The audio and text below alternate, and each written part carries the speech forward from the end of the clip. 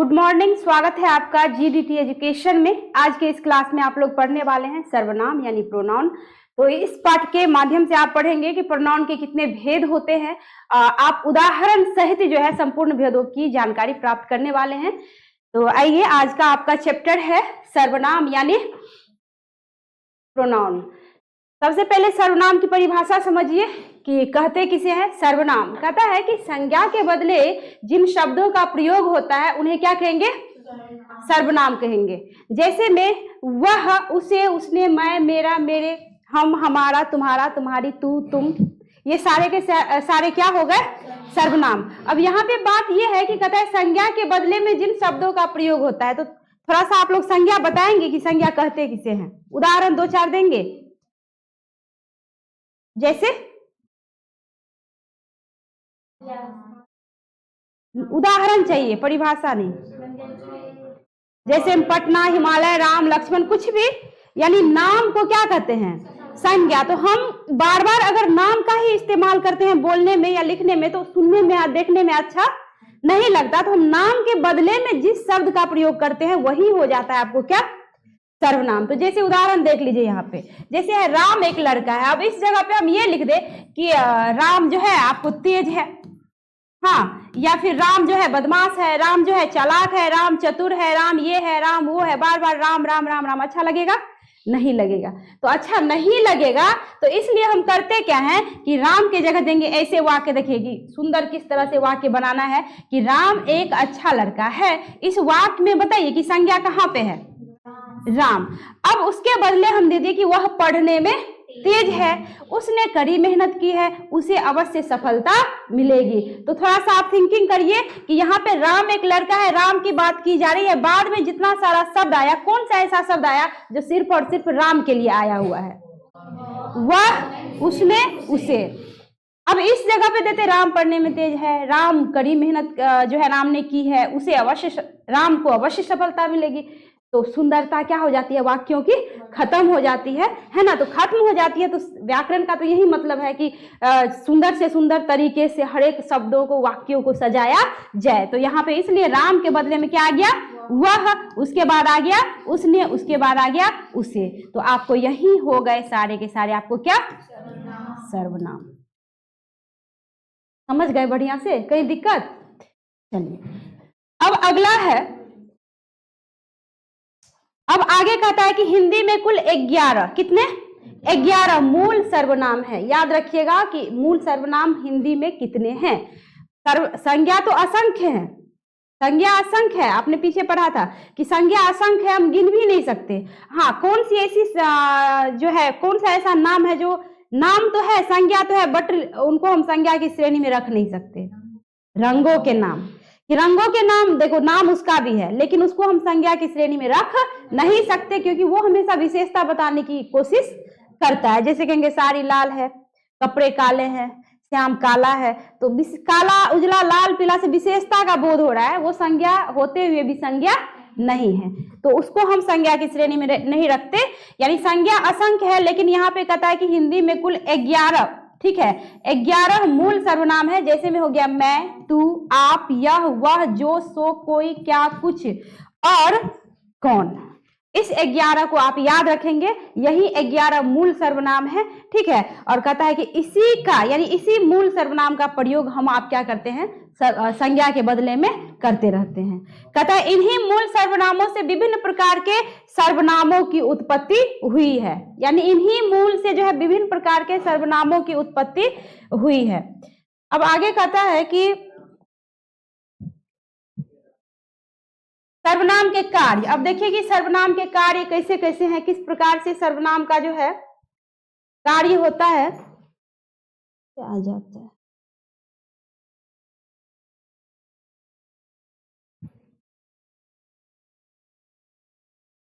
कहता है कि सर्वनाम के कार्य, सर्वनाम के निम्नलिखित प्रमुख कार्य हैं जिसमें नंबर 1 है। कहता है संज्ञा जहां उसी वस्तु का बोध कराती है, यानी किसी वस्तु का बोध कराती है। संज्ञा क्या बोध कराती है?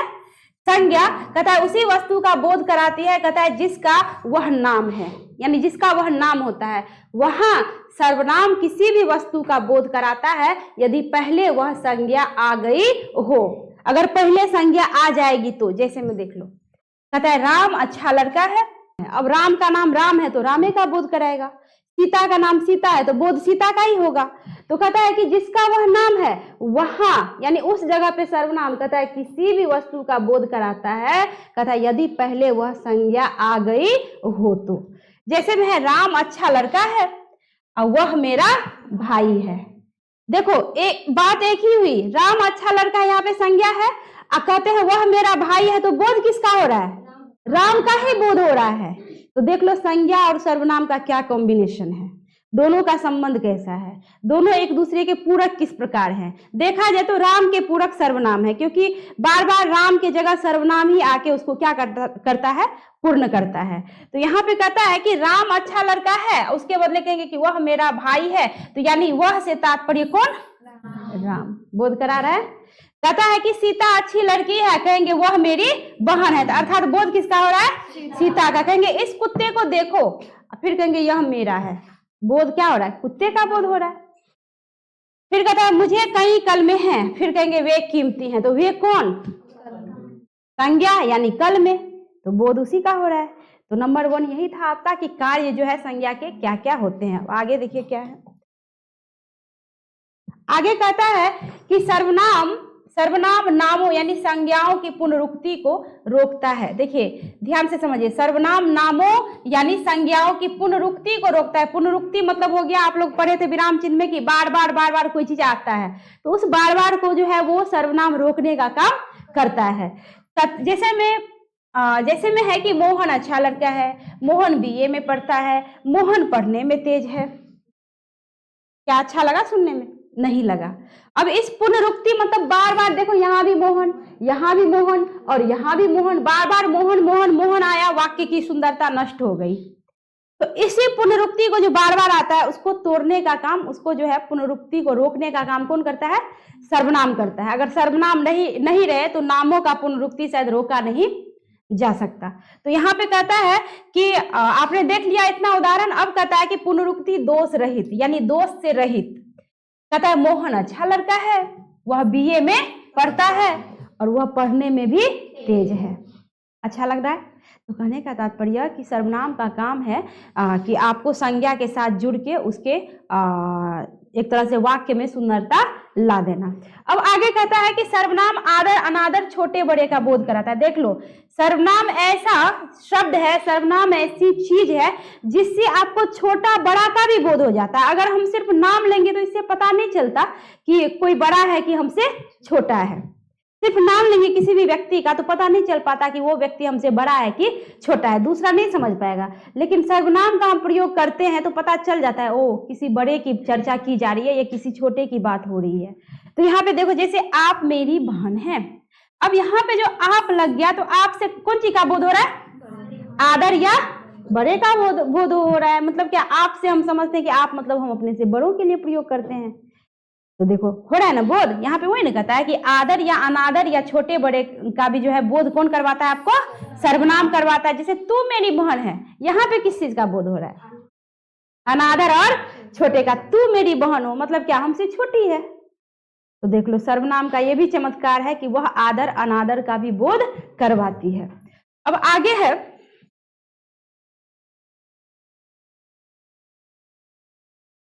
आगे कहता है नंबर 4, कहता है सर्वनाम निकटता और दूरी का बोध कराता है। सर्वनाम का कार्य यह है कि वो निकटता का भी बोध कराता है और दूरी का भी बोध कराता है। जैसे यह लड़का है, ये लड़के हैं, कहेंगे कि यह लड़का है, ये लड़के हैं। तो यह लड़का है, देखो इससे किसका बोध हो गया? निकटता का बोध। यह मतलब हम किसी को देख रहे हैं तब कहते हैं कि यह लड़का है। यहाँ पे उसी जगह हो गया वे लड़के हैं या फिर वह लड़का है, तो मतलब दूर है कहीं। तो यहाँ पे कहता है कि वे और वह किसका बोध हो गया? दूरी का। यह आज के बाद समझ लेना कि यह अगर पास के लिए प्रयोग करना हो शब्दों का तो क्या प्रयोग करेंगे? यह और ये। हम लोग यह वह का पता नहीं चलता कि कहाँ पे यह करे कहाँ पे वह करे। तो पास के लिए हमेशा यह और ये का प्रयोग होता है, दूर के लिए हमेशा वह और वे का प्रयोग होता है। क्लियर है? अब आगे कहता है सर्वनाम निश्चय और अनिश्चय का बोध कराता है। सर्वनाम ऐसा शब्द है जो निश्चितता और अनिश्चितता का भी बोध कराता है। जैसे उसे बुलाओ, किसी को बुलाओ, दोनों में अंतर है। कहेंगे उसे बुलाओ, उसे बुलाओ मतलब क्या, निश्चित कोई व्यक्ति है कि हमको उससे कोई काम है तो हम क्या कहते हैं, उसे बुलाओ। कहेंगे क्या, दूसरा वाक्य उसी जगह पे किसी को बुलाओ, तो किसी को किसको बुलाओ, कहेंगे किसी को बुलाओ तो किसको बुलाओ, कोई काम पड़ जाए तो क्या कहते, किसी को बुलाओ थोड़ा सा, तो मन में हो जाता है कि किसे बुलाऊं। तो मतलब एक जगह निश्चितता का बोध हो रहा है, एक जगह और निश्चितता का बोध हो रहा है। आगे है सर्वनाम प्रधान वाक्य और आश्रित वाक्यों में संबंध जोड़ता है। प्रधान वाक्य और आश्रित वाक्यों में संबंध जोड़ने का काम करता है। प्रधान मतलब हो गया जो मुख्य वाक्य होता है, आश्रित जो उस पे क्या होता है, निर्भर रहता है। जैसे में बिना विचारे जो करे सो पाछे पछताए। अब जरा सा सोचिए कि इसमें जो है प्रधान वाक्य कौन सा है और आश्रित वाक्य कौन सा है। पहले तो इसमें आप क्लियर करो, सोचो जरा सा कि कौन लगता है कि मुख्य वाक्य होगा और कौन लगता है कि उस पे आश्रित है। बताओ आप लोग। कहता है कि सर्वनाम प्रधान वाक्य और आश्रित वाक्यों में संबंध जोड़ता है। प्रधान वाक्य हो गया कि बिना विचारे जो करे, पहले यही आया बाद में न हुआ आया, सो पीछे पछताए। पहले ये वाक्य आया तो ये प्रधान होगा, अब पीछे मतलब पहले कहता है बिना विचारे जो करे। आप बिना विचारे कोई काम करते हैं तो बाद में क्या होता है, पछताना पड़ता है। तो पछतावा बाद में न हुआ, पहले तो क्या किए, बिना विचारे कुछ कर दिए।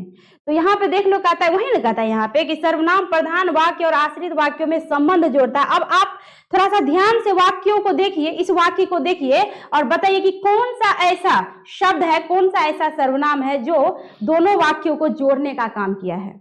ध्यान से देखिए, समझिए और बताइए।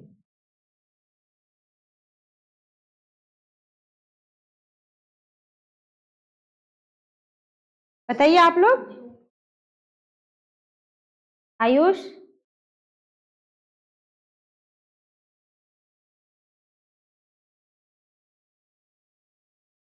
नहीं समझ में आ रहा है, नींद से जगे हो, आंख लाल है, पानी से आंख जाके धुओ। तुम लोग बताओ, किसी को कुछ समझ में आ रहा है कि कौन सा ऐसा इसमें शब्द है कि जो लग रहा है कि एक दूसरे पे आश्रित है। किसी को कुछ नहीं समझ में आ रहा, बस दो गो लड़की जवाब दे रही है। संतोष, त्रिदेव, बारिक, हेलो ना।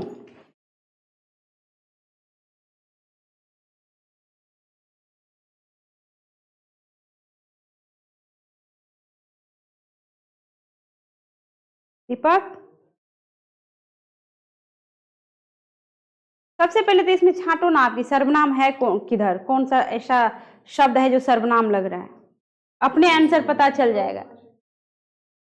जो सो, जो सो, यही वो शब्द है, यही वो सर्वनाम है जो प्रधान वाक्य को और आश्रित वाक्य को जोड़ने का क्या कर दिया, काम कर दिया। क्या कहता है, बिना विचारे जो करे, जो करे, बाद में आ गया सो पीछे पछता है। तो ये क्या आ गया बीच में, सो, पहले क्या आ गया, जो, तो यही दोनों है ना जो जोड़ने का काम कर रहा है, तो इसी को कहेंगे सर्वनाम।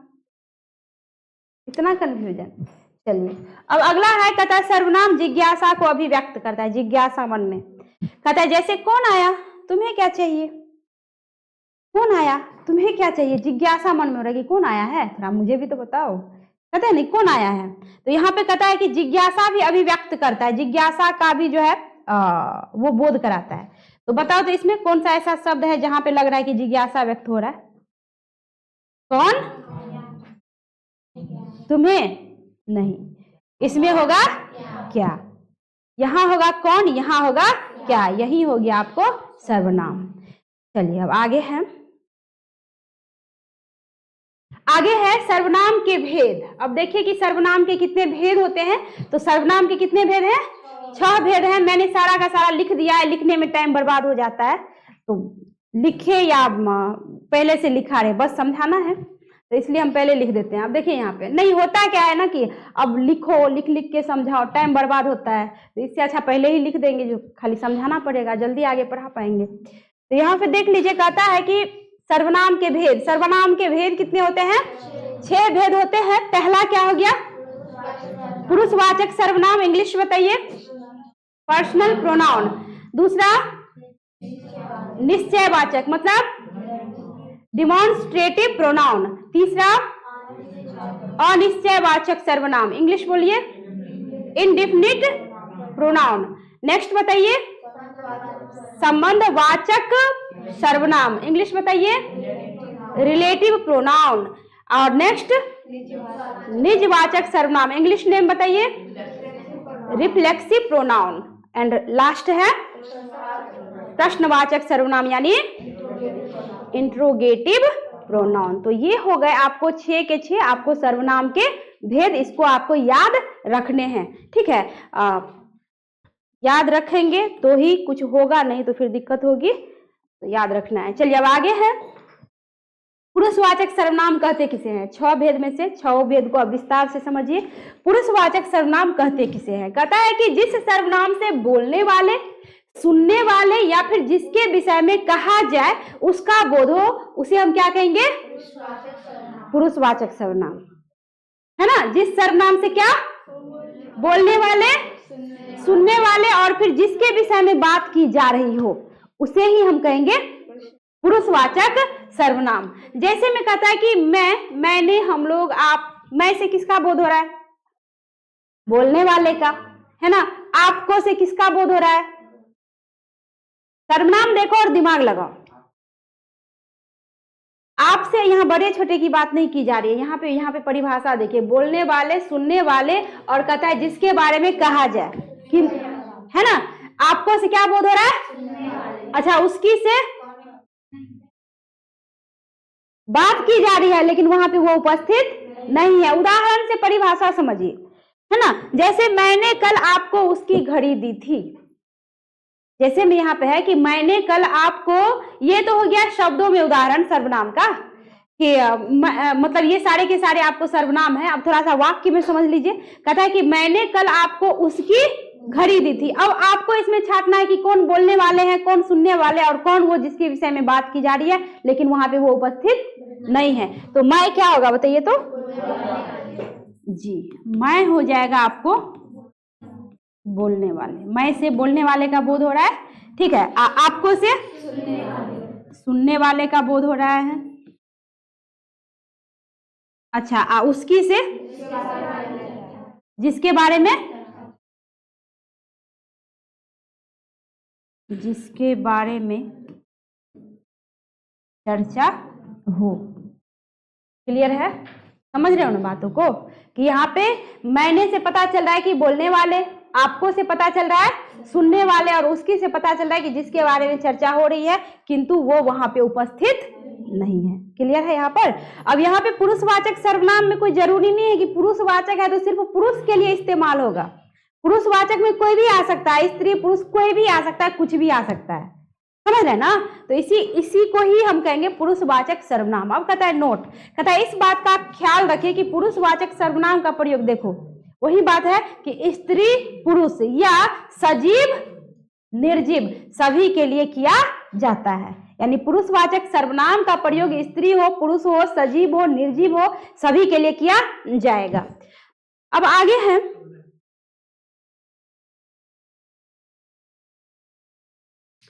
है पुरुषवाचक सर्वनाम के कितने भेद। तो पुरुषवाचक सर्वनाम के कितने भेद होते हैं, 3 भेद। कितने, 3 भेद है। पहला बताइए यानी फर्स्ट पर्सन, दूसरा बताइए मध्य पुरुष यानी सेकेंड पर्सन, तीसरा बताइए अन्य पुरुष यानी थर्ड पर्सन, यानी first, second and third person. ये हो गए आपको पुरुषवाचक सर्वनाम के 3 भेद।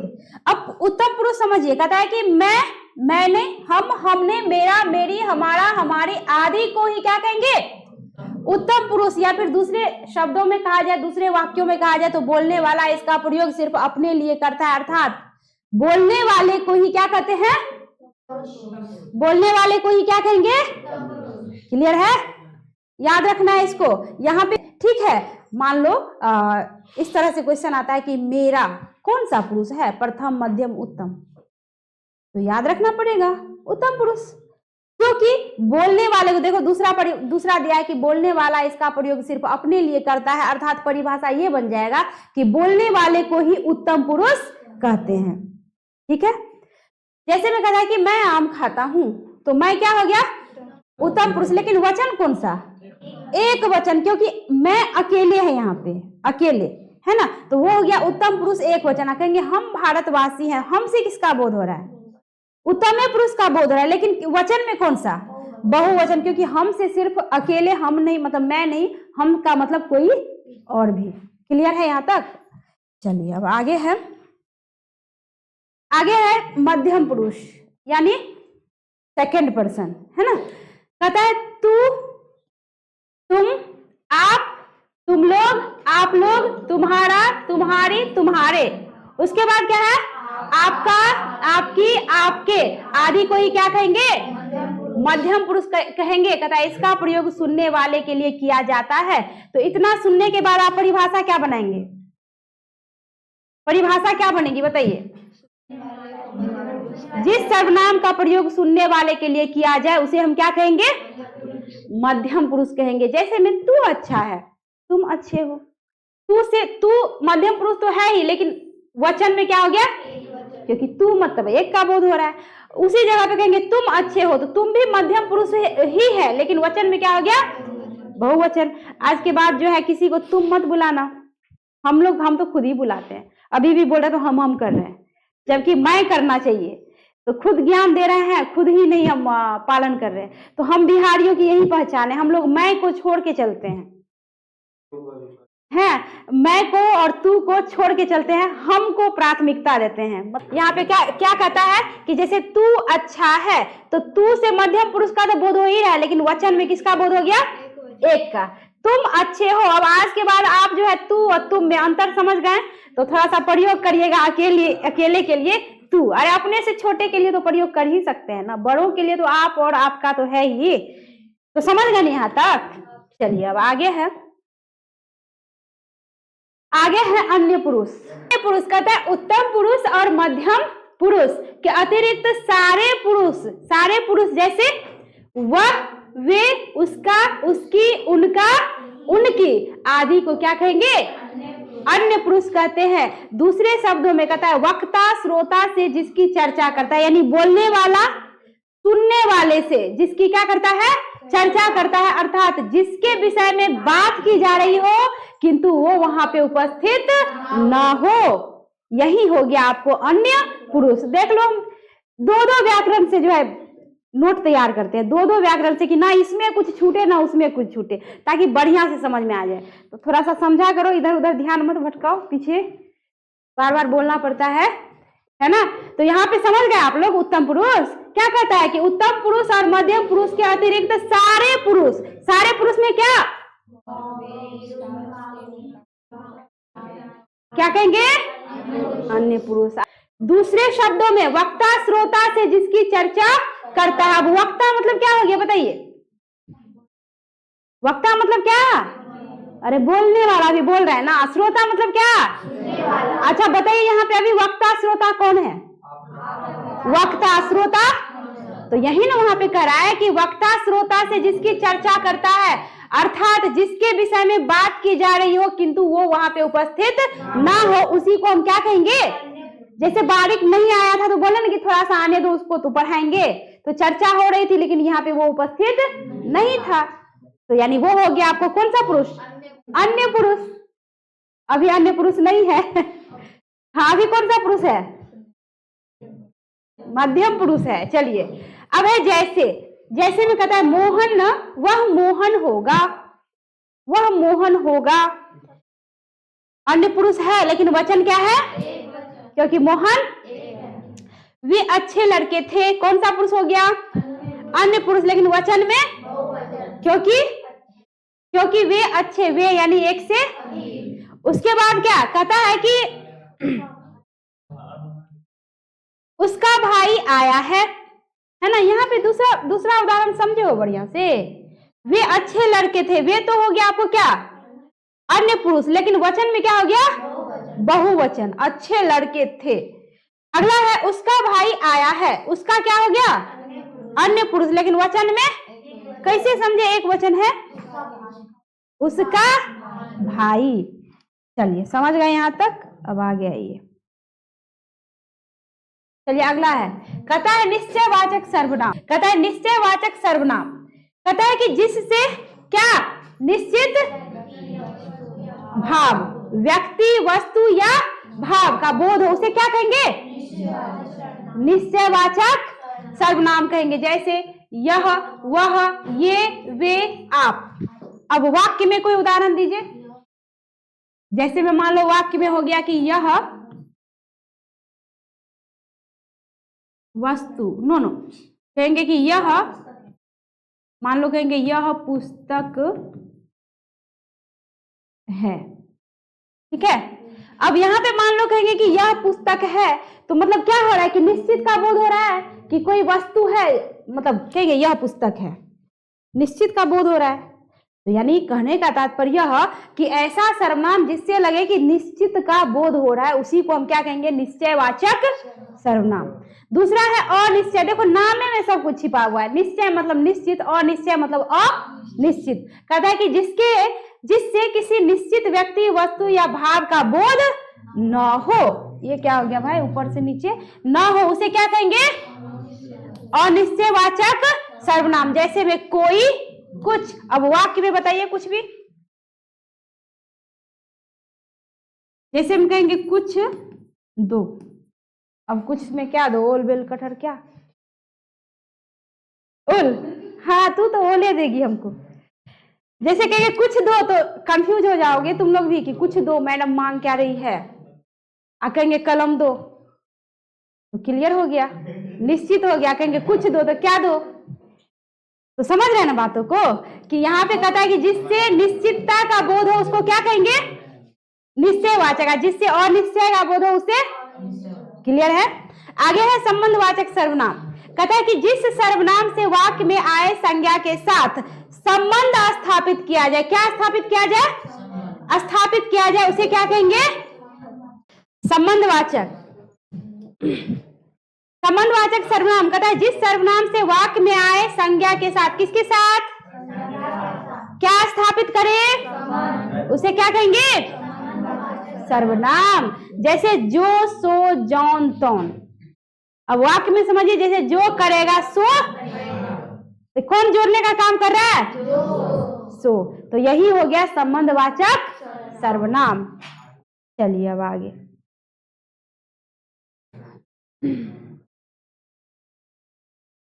चलिए अब आगे है, कहता है प्रश्नवाचक सर्वनाम। नामे से पता चल रहा है। कहता है जिस सर्वनाम का प्रयोग क्या करने के लिए? प्रश्न करने के लिए किया जाता है, उसे क्या कहेंगे? प्रश्नवाचक सर्वनाम। जैसे में कौन, क्या, कहेंगे क्या करते हो? कौन आया, यानी क्या किया जा रहा है? प्रश्न किया जा रहा है, तो उसको हम कहेंगे क्या? प्रश्नवाचक सर्वनाम। आगे है निजवाचक सर्वनाम। देखो नामे में सब कुछ छिपा हुआ है। निज मतलब निजी का बोध हो, स्वयं का बोध हो। कहता है जिस सर्वनाम से स्वयं या निज का बोध हो उसको हम क्या कहेंगे? निजवाचक सर्वनाम। जैसे आप, उदाहरण हो गया आप, स्वयं, ये शब्दों में हुआ। वाक्यों में आइए, वाक्य में आइए, मैं स्वयं खाऊंगा, या फिर मैं स्वयं आऊंगा। मान लो मम्मी आपको खिला रही है, तो आप क्या कहते हैं? मम्मी मैं खुद ही खा लूंगी, स्वयं खाऊंगा या स्वयं खाऊंगी। मतलब क्या? अब इसमें कौन सा ऐसा शब्द है इस वाक्य में जिससे मतलब निजता का बोध हो रहा है? स्वयं। तो यही हो गया आपको क्या? निजवाचक। क्लियर है? चलिए क्लियर। और है क्या? देखने दो। अब आपका सर्वनाम क्या हो गया? खत्म। तो विश्वास है आप लोग बढ़िया से समझ गए होंगे। नहीं समझे तो हम कुछ नहीं कर सकते। आप लोग झपकी ले रहे थे, है ना? तो वीडियो को पुनः आप देख लेंगे जब अपलोड होगा। और आप लोग भी समझ जाते हैं तो लाइक कमेंट किया कीजिए, और चैनल को सब्सक्राइब कर लीजिए ताकि अपलोड होने वाली न्यू वीडियो आपको सबसे पहले जो है प्राप्त हो। मिलती हूँ अगले क्लास में अगला चैप्टर लेकर। धन्यवाद।